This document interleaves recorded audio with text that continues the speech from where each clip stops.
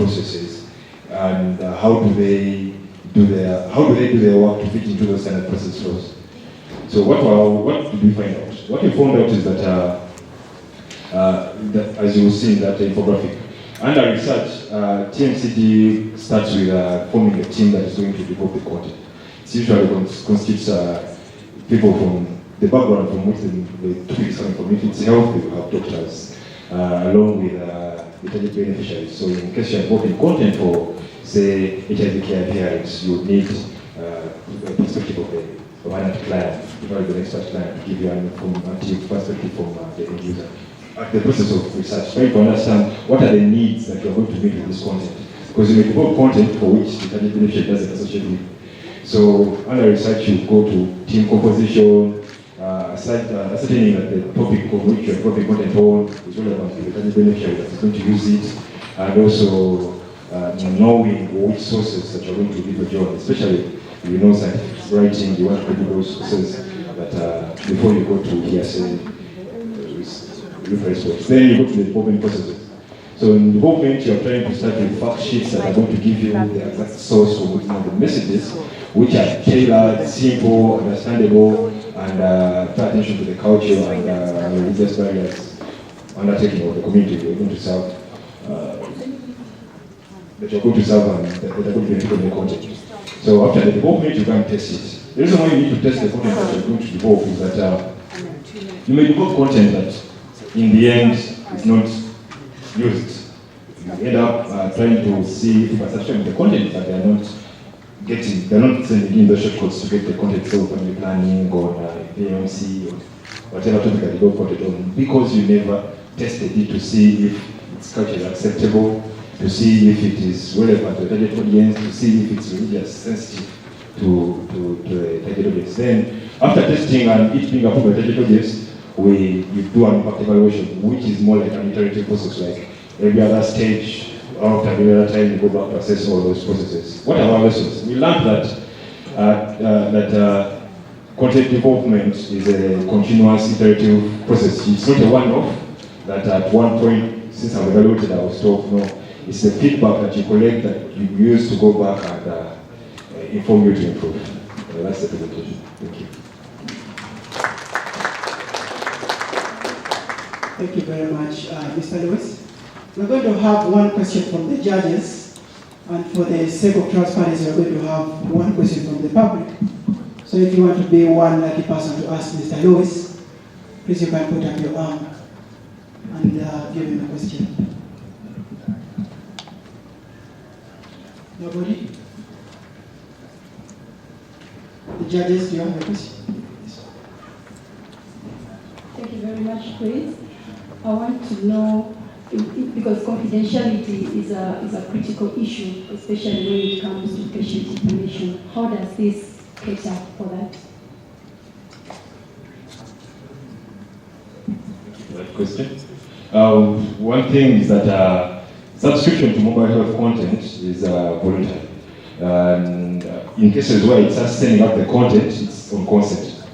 So there is that voluntary aspect to it. Then second is that once a person has decided to send any health information that is sensitive to the platform and they're getting feedback from us, is that one is that there is anonymity from our side. We cannot know your phone number. We only the demographics that we collect that inform us are those that are important in decision making, clinical decision making. So things like age, gender, and maybe location for purposes of referral.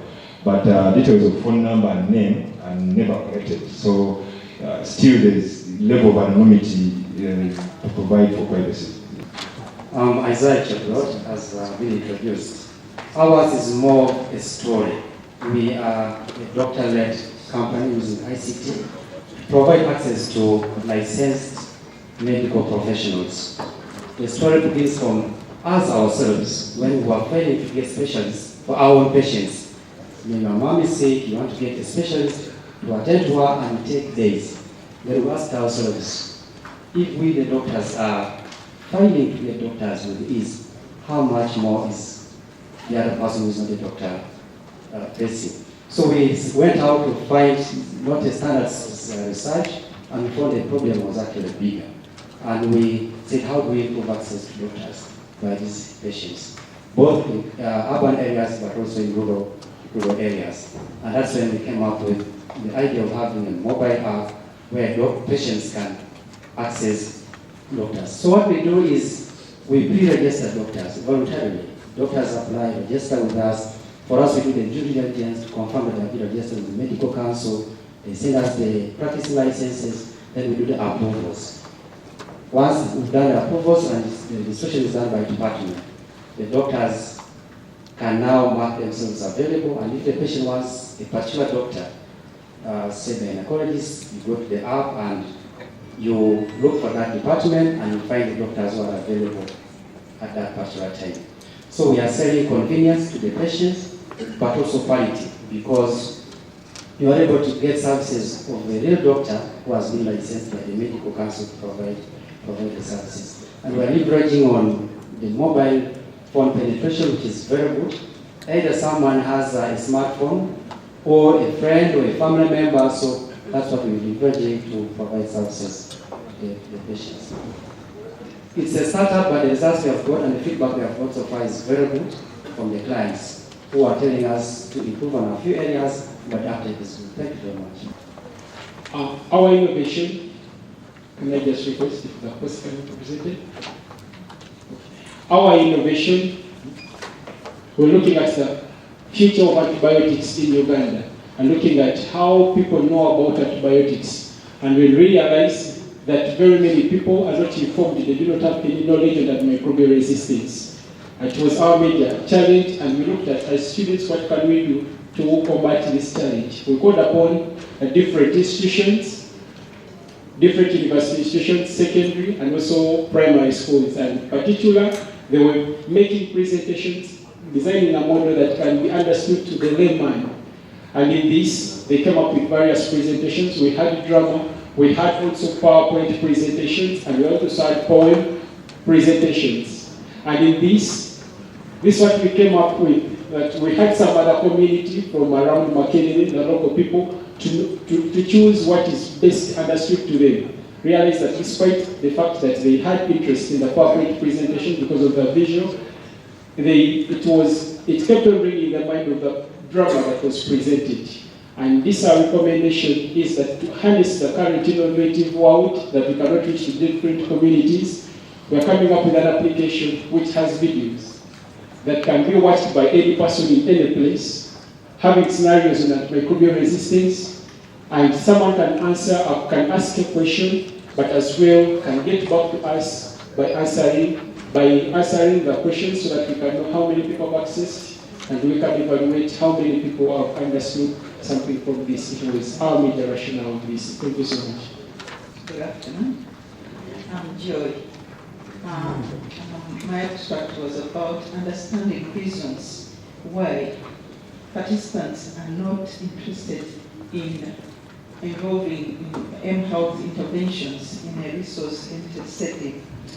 The background: participants' willingness to participate in a research involving M-Health innovations is a proximal for acceptability of interventions in a real-life setting. However, little is known about the rate and reasons for non-participation in research involving digital interventions in developing countries. Because most of the researches have been done in developed countries. Another city random control trial was done to determine the effect of M-Health interventions on quality of life, and we sought to establish the rate and reasons for non-participation. The methodology: August 2016 to June 2018, we screened and enrolled participants with HIV/AIDS into the Call for Life study, analysis evaluating the impact of pill and appointment reminders. And these pill and appointment reminders were delivered with using SMS or IVR on quality of life of patients living with HIV/AIDS. The application is based on Connect for Life technology and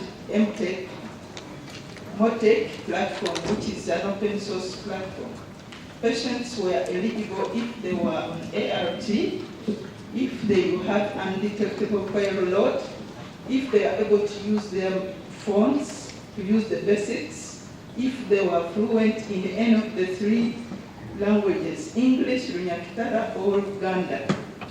And if they were able to, if they were willing to sign an informed consent, then we would take them over. Those who opted out those were the ones who gave us the reasons for non-participation. And these reasons were noted. And as you see, the results, the overall number of people screened and enrolled were 569. Out of those, 256 were excluded, 314 were eligible for enrollment, but only 300 were enrolled because of the sample size. I refer you to the figure, number 1, to show you the enrollment of clients or participants in Call for Life. Then the table down there is showing the reasons for non-participation on the study. And the highest number of participants who had the reasons for not participating, they had no regular phone access, and that was the highest. This was accounted to 19.53% of the total number of those who were excluded, followed by those who were booked in future date. Thank you.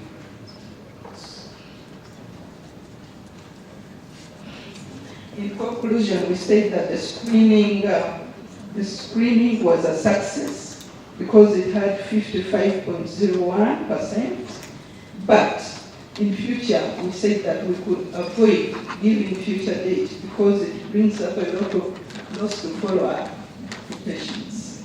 And then accessibility to phone was another limitation. Thank you so much. Thank you. Good afternoon, members. Before I begin my submission, I would request everybody here to vote SDI as the best winner. SDI is on this ready paper, number 11. Thank you. Kalangala, it is a yard to each. We are based on water. 95.5.2% is water. We are water-based. So the land is only 4.8. Our population in this project was the general fisher folk, docents, female sex workers, people who inject in drugs. What sparked us to implement this project? One, we have a high burden of HIV prevalence. The rate is ranging between 18 to 25%.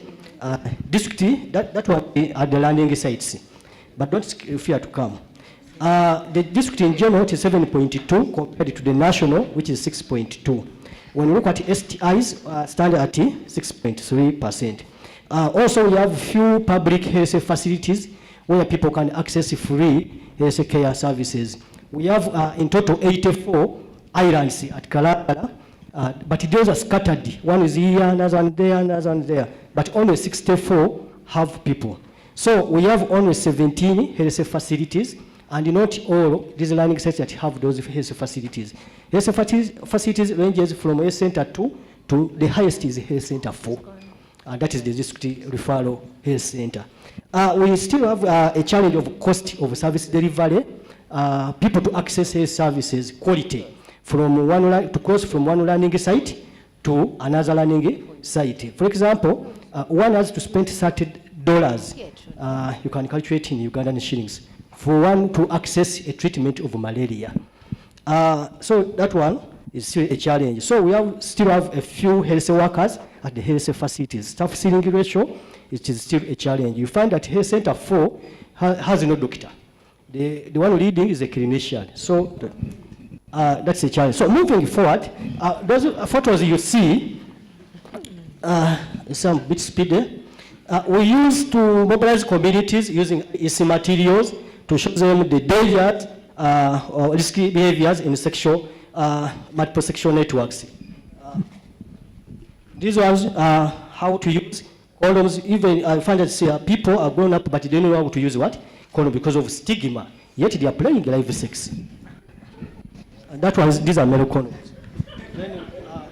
We have female condoms. So we are trying to promote these condoms to female sex workers.